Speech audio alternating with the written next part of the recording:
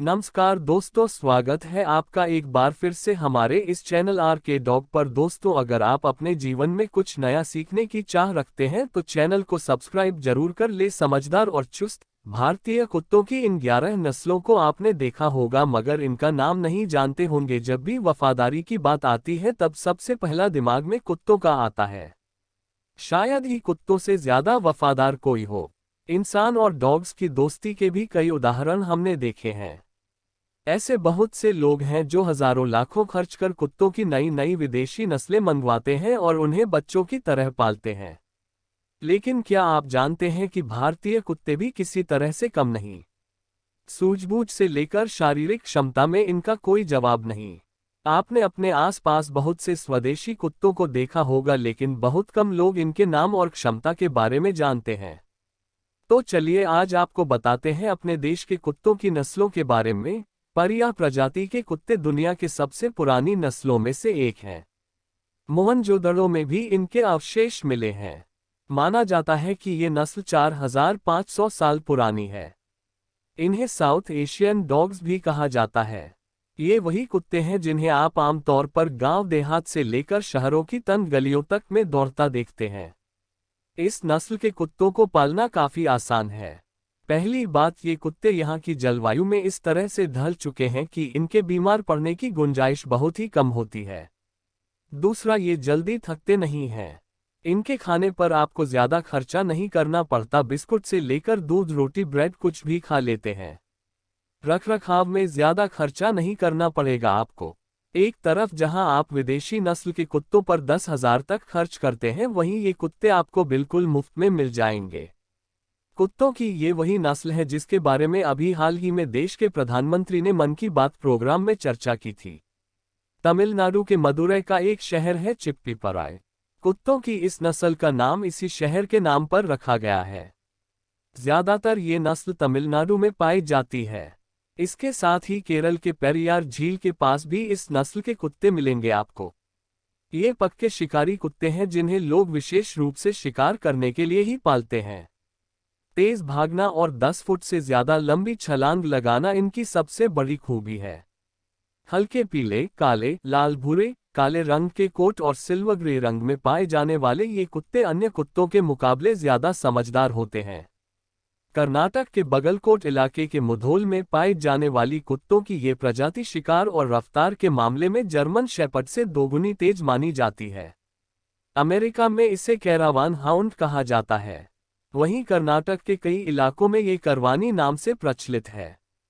इसे खासतौर पर इसकी स्वामी भक्ति के लिए जाना जाता है। कर्नाटक चुनाव के समय पीएम मोदी ने वफादारी की मिसाल देते हुए इस नस्ल का नाम लिया था। अंग्रेजों के शासनकाल में मुधोल हाउंड की प्रसिद्धि चरम पर थी। मुधोल हाउंड कुत्तों की वफादारी, शिकारी गुण और चुस्ती के कारण ही 2017 में पहली बार देसी नस्ल के कुत्तों के रूप में इन्हें भारतीय सेना में शामिल किया गया था। दूध के रंग जैसी सफेद पतली खाल वाली कुत्तों की इस प्रजाति का नाम तमिलनाडु के विरुधुनगर जिले के राजापलयम शहर के नाम पर रखा गया है। लंबे और दुबले दिखने वाले ये कुत्ते जंगली सुअरों के शिकार और रखवाली के लिए जाने जाते हैं। आम कुत्तों का जीवन जहां 10 से 15 साल होता है, वहीं राजापलयम नस्ल के कुत्ते 20 साल से ज्यादा की जिंदगी जीते हैं। 9 जनवरी 2005 को भारतीय डाक सेवा द्वारा 4 स्वदेशी नस्ल के कुत्तों के सम्मान में पोस्टेज स्टाम्प इशू किया गया। जहां अन्य कुत्तों के स्टाम्प की कीमत 5 रुपये रखी गई, वहीं राजापलायम नस्ल के स्टाम्प की कीमत 15 रुपये थी। राजापलायम नस्ल अपनी बहादुरी, बुद्धिमानी और चुस्ती के लिए जानी जाती है। तमिल में कन्नी का मतलब होता है शुद्ध। इस नस्ल को इसकी वफादारी और इसके सच्चे मन के लिए कन्नी नाम दिया गया है। इस नस्ल के कुत्ते किसी भी हाल में अपने मालिक और उनके घर की रक्षा करते हैं। इसके साथ ही जंगली जानवरों के शिकार के लिए भी लोग इन्हें पालते हैं। कन्नी और चिप्पीपराई नस्ल के कुत्ते लगभग एक जैसे ही दिखते हैं, लेकिन दोनों की नस्लें अलग अलग हैं। पहले के समय में कन्नी नस्ल को ज्यादातर जमींदार लोग पाला करते थे। ये कुत्ते उनकी फसलों और घर की रखवाली के काम आते थे। कन्नी नस्ल के कुत्तों की उम्र 14 से 16 तक होती है। ये 3000 से 8000 तक की कीमत में मिल जाते हैं। आम तौर पर एक बात हमेशा कही जाती है कि कुत्तों का शेरों से क्या मुकाबला, लेकिन अगर आप गद्दी कुत्ता उर्फ भोटिया नस्ल के कुत्तों की बात कर रहे हैं तो आपको अपनी बात गलत लग सकती है। हिमालयन प्रदेशों में मिलने वाले इस नस्ल के कुत्ते एक तरह से शेर की तरह ही दिखते हैं, और ये सिर्फ दिखते ही नहीं बल्कि समय आने पर हिम तेंदुओं, चीते या गुलदार से भिड़ भी जाते हैं। ये हिमाचल, उत्तराखंड, कश्मीर जैसे हिमालयन प्रदेशों में पाए जाते हैं। ये दुनिया की सबसे महंगी नस्लों में से एक तिब्बतियन मस्टिफ जैसे लगते हैं। ये भी माना जाता है कि गद्दी कुत्ता नस्ल तिब्बतियन मस्टिफ की ही क्रॉस ब्रीड है। हालांकि दोनों के दाम में जमीन आसमान का फर्क होता है। भोटिया कुत्तों को स्वामिभक्त माना जाता है। इन्हें यहाँ के चरवाहों द्वारा पाला जाता रहा है। इस नस्ल के 2 कुत्ते 500 से ज्यादा भेड़ों को संभाल लेते हैं और किसी खतरनाक जंगली जानवर के हमला करने पर अपने मालिक और भेड़ों को बचाने के लिए उनसे भिड़ भी जाते हैं। ये जितना खाते हैं इनके अंदर ताकत भी उतनी ही होती है। तमिलनाडु में पाई जाने वाली कुत्ते की नस्लें शिकार और घर की सुरक्षा के लिए जानी जाती हैं। कोम्बाई नस्ल भी इनसे अलग नहीं है। तमिलनाडु की अन्य डॉग ब्रीड की तरह कोम्बाई का नाम भी यहाँ के शहर कोम्बाई पर ही रखा गया है।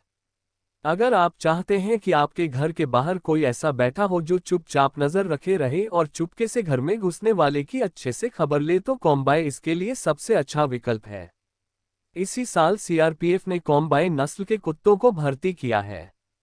ये चालक होते हैं, स्वामी भक्त होते हैं, इसके साथ साथ ये ताकतवर भी हैं। 20वीं शताब्दी के शुरुआत में रामपुर के नवाब अहमद अली खान ने अफगान हाउंड और इंग्लिश ग्रेहाउंड की क्रॉस ब्रीड से तैयार की स्वदेशी नस्ल, जिसका नाम पड़ा रामपुर ग्रेहाउंड।